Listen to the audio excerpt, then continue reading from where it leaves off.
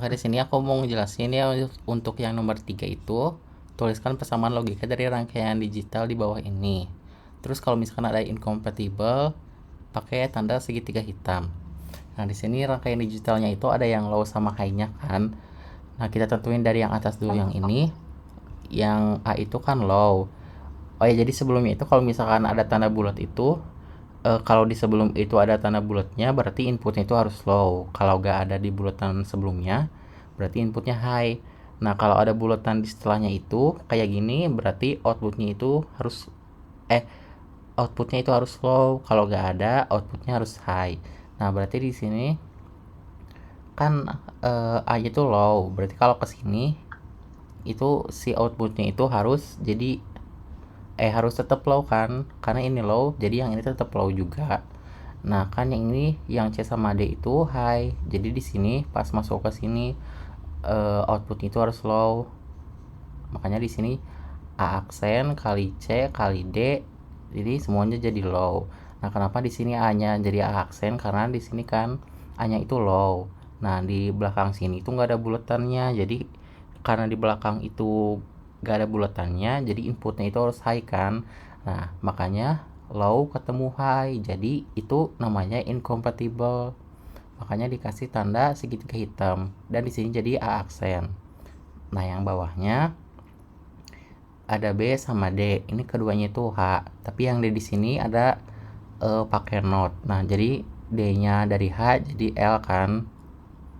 Nah, kalau kita masuk yang sini yang N juga kan. Jadi B kali D aksen L.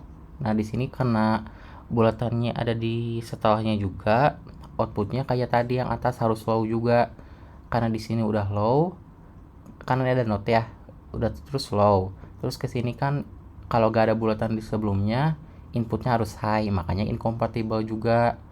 Kalau yang ini kan gak ada apa-apa ya, jadi dari H langsung ubah ke sini jadi low. Makanya B kali D aksen low gitu.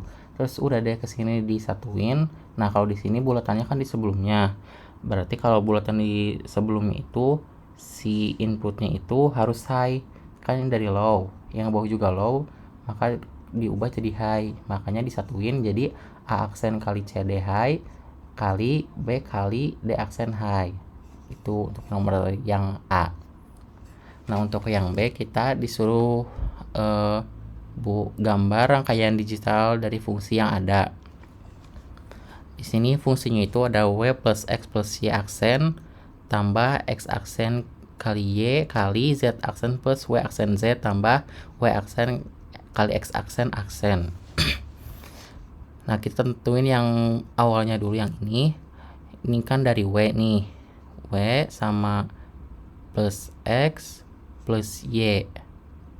Nah, karena di sini butuh aksen, jadi kita tandain dengan bulatan setelahnya. Makanya di sini btw plus juga into menentukan yang ini yang pakai or itu pakai plus. Nah, untuk yang menentukan yang selanjutnya ini kita tentuin dulu dari sini nih. Kita pakai yang n dari x aksen sama y. Ini x aksen sama y. Jadi x aksen kali y. Terus untuk selanjutnya dari sini dulu yang y aksen kali Z, yang ininya dulu. Nah, untuk W aksen kali Z plus Z aksen itu kita pakai OR kayak yang atas tadi. Makanya udah disatuin si W aksen sama Z-nya. Kita satuin lagi sama Z aksennya pakai yang OR ini. Makanya jadi Z aksen plus W aksen kali Z. Nah, udah dapet itunya. Kita pakai yang N lagi untuk dinyatuin yang atas sama yang bawah yang ini.